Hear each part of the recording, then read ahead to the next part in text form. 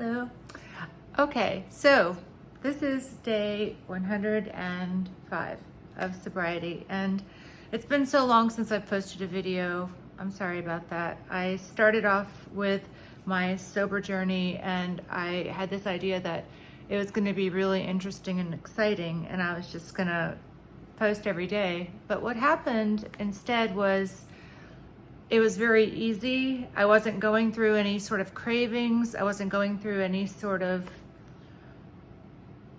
I can only think of a couple times where I even felt like I'm stressed and I would like to have something to fix that stress, but not so much that I even for a second considered drinking. So what is my secret?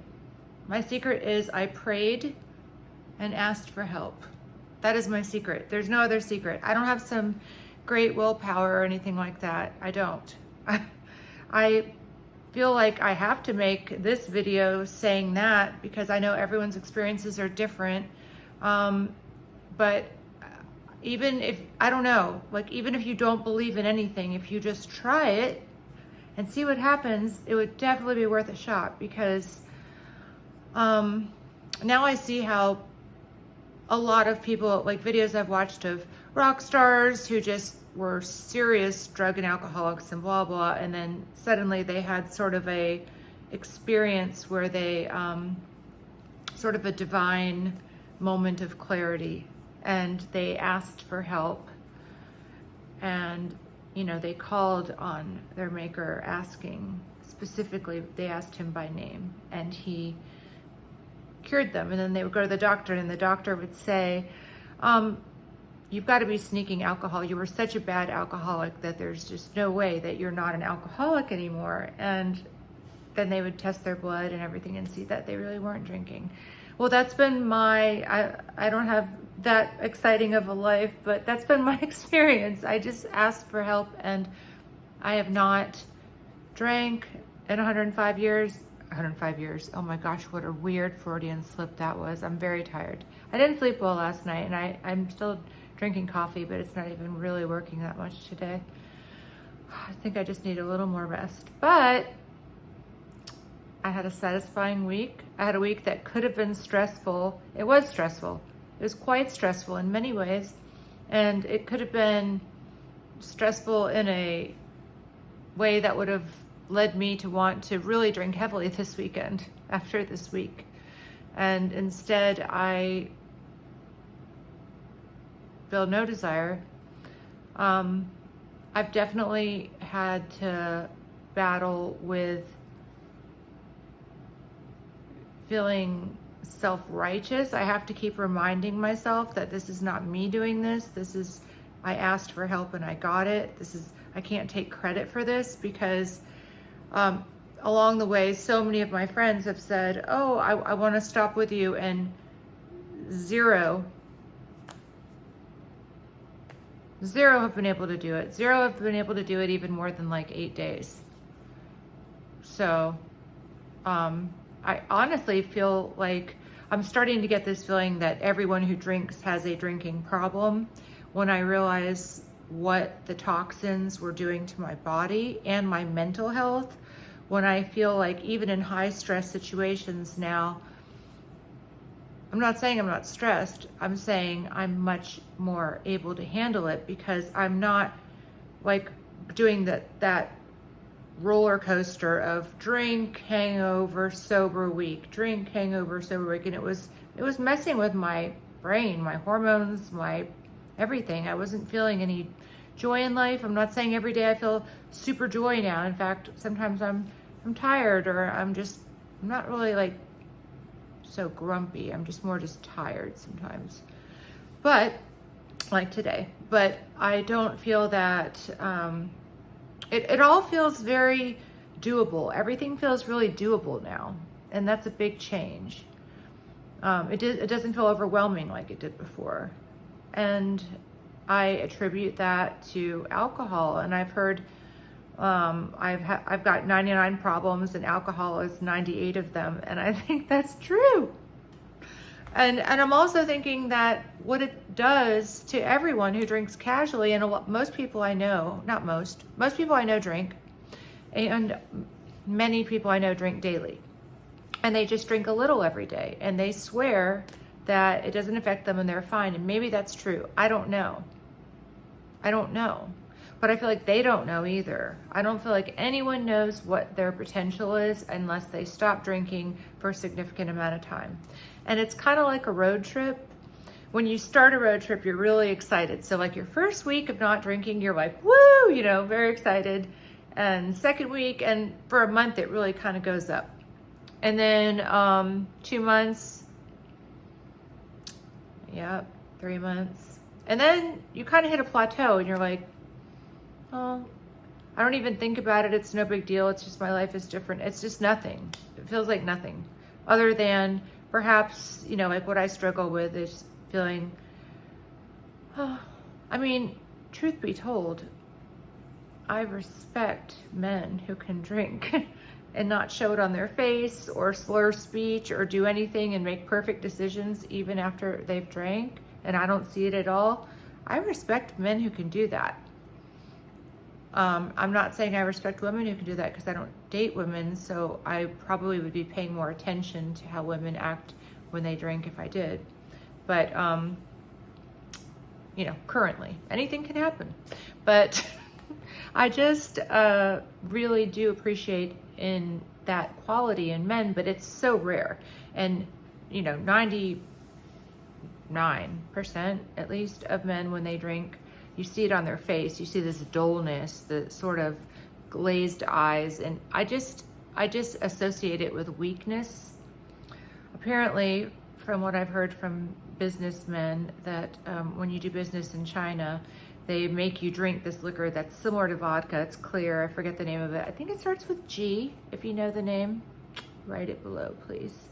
Anyway, so they just, when they're doing a business deal with you, they feed you and give you this excessive amount of the stuff, and then they want to see if a man can handle himself. And I get what they're doing there, and I can kind of appreciate it. I don't see anything charming in myself when I'm drunk. I see that I'm just more obnoxious, more of a know-it-all. These are problems, traits I have that are already there, and it's just amplified. So I also feel like I am acting like an extrovert when I'm drinking, but I'm an introvert truly. And then I go home and I'm exhausted because I was more social than it was natural for me to be. And I had to find out when I stopped drinking that I really am an introvert, and I really am very picky about who I spend my time with and all of that. And I like a lot of solitude. I'd rather read a book and feel like I'm learning something than talk to someone and feel like I'm learning nothing. And that sounds really harsh, but I don't know. It's kind of how I've been since I've been a kid. So I'm still that way. I'm that way again without alcohol. But when I think about all the people who think that drinking is not affecting them, and I wonder if they took a month off from drinking, what they would find out.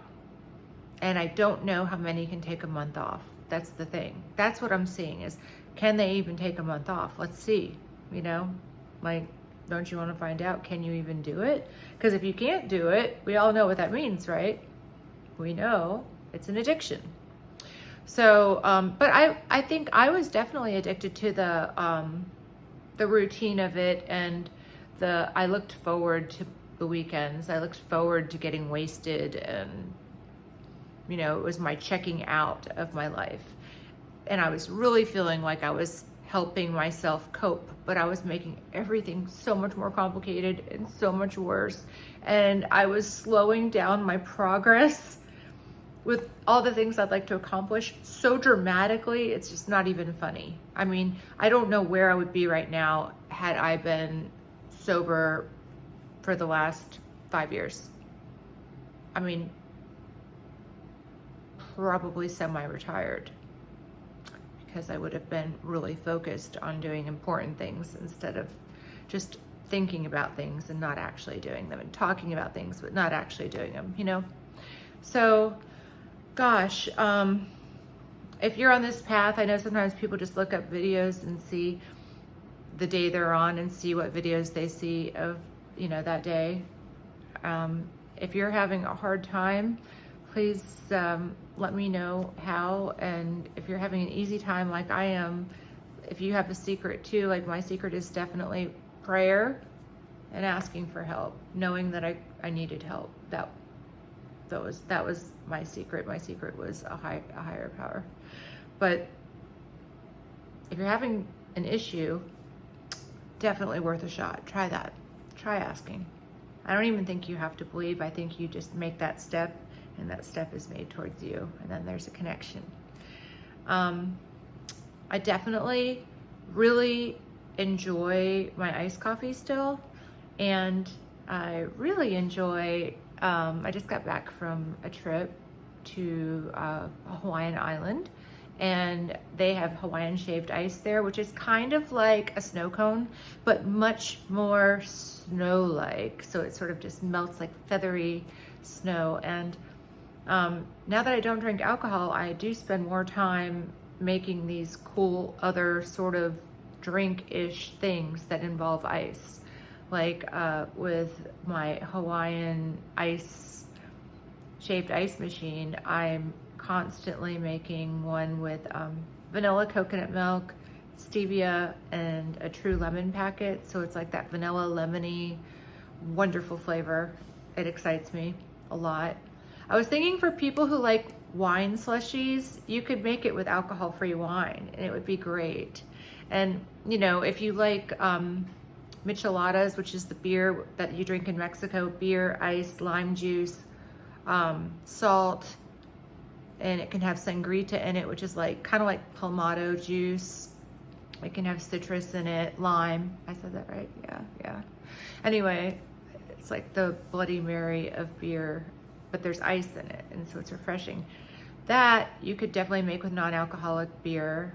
So if you just like the taste of these things, they're really easy to come by. You know, you can get the taste in many other ways. Easily, no problem. You won't miss the hangovers. You'll feel like every single day you wake up, and even if you didn't have enough sleep, you still don't feel like nauseous or headache or, you know, maybe ashamed at wasting another day of your life, because that's how I felt, ashamed. There's no shame anymore. I have no shame. I have no wondering, did I say something that was inappropriate? I mean, I guess I always say things that are a little inappropriate, but you know, I don't have to wonder what I said. I know what I said. And there's just so many benefits. And I am really focused on forming a community of people, which I already have a few around me, and I feel like it's expanding every day, but forming this community of people that are my friends that are sober, that are not smoking weed every day or drinking every day. And as much as possible, people who do it never. I mean, that's the goal. Because as cheesy as this sounds, and it sounds so darn cheesy, life is its own high. Sobriety is the real high. It's like you're in the actual party finally when you're sober. You're actually there. And all this time you thought you were having fun, but now you actually are having fun, and you're sure you're having fun. It's not a mystery of like, maybe I was having fun. No, you're having fun. And this sense of wonder and joy that comes back when you're sober, and the sense of discernment. My discernment was always quite good because I have a little bit of a suspicious nature, and it's definitely been helpful in life and probably kept me safe many, many times. But that has been increased. And I was listening to a country singer who just did a song that's quite amazing, quite scary. It's called Revelation, his song, and it's, I think, a #1 hit. I saw him on a YouTube person had, a major YouTube person had his video on of this song, and he was talking about it, and he said that in the Bible there was something where it said that King Solomon was the wisest man because he prayed for discernment. And discernment means being able to, it's do you have a BS detector or not? Can you tell what's true or not?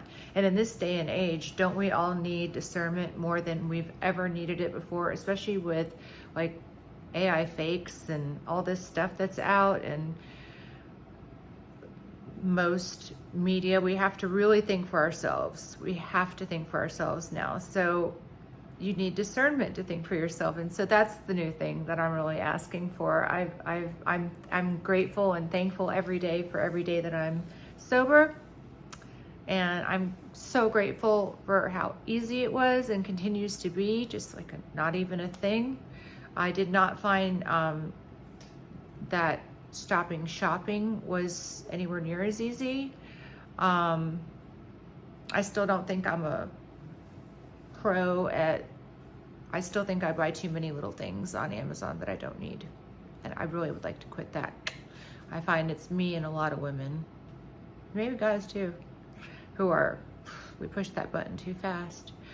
Yes, I definitely need more lanterns for my deck, right? No. But discernment, yeah, that's the next thing I'm asking for daily. I want to know what's true, what's right, what's fair. I think what's right you can feel in your heart, what's right. And in my heart, I can feel that alcohol is something that was holding me back, trapping me in a very loose web that I didn't even notice was there, and a very subtle web. Although it was getting more serious and I was feeling worse and less joy, less alive, dead inside a bit is what I would say. It felt like Groundhog Day, you know. And I feel like I have my life back, myself back, and discernment is going to help me get to all the next steps. So like on that road trip I was talking about, that sobriety is like a road trip. There's a little plateau, I think, that happens, and then you start to go up again. And I feel like I'm starting to go up again. I feel really motivated. I'm back on here putting these videos out, and I'm going to put all of my other videos out about my travel videos, my million smart ways to save money if you're a not so low maintenance woman. And so, you know, health, travel, traveling for free on credit cards. That's what I like to do. And finding beauty and simplicity is something that I've learned with sobriety. I can't even get into it. I can't even start to explain how much better I feel, but it's so much better that I really pray that everyone can take 30 days off and see how they feel and make their own decisions on what's right for them. Even people who think that it's totally fine and it's not affecting them. I feel like you just don't know. And it's so pushed in media. And if you have discernment, you start to see, oh my gosh, every single movie, every single book even is talking about they had a drink, go out for a drink. Is there anything else? Oh, and another thing is the waste of money that it is. I mean, that's just another thing. Like the amount of money that if you add it up, I don't even want to add it up. If you take that money and you put it into Bitcoin, yeah. Or if you put it into an ETF, yeah. How much would it be a year? Incredible amount. So life is great. And if you're on this journey, please keep going. I'm rooting for you. And if you're just starting this journey, you can do it. And if you think you can't do it, just ask your maker to help you. That's my secret, not willpower. Giving up control and asking for help is how I did it. so easily that I can't even give any helpful tips like have this instead of that. Like, so anyway, thank you for watching. You're all wonderful, for commenting, liking, subscribing. I appreciate it. All the interaction is great for the algorithm, as you know. As you all know. And I hope that you have a wonderful day. Get outside, get some sun, and see you soon. Bye.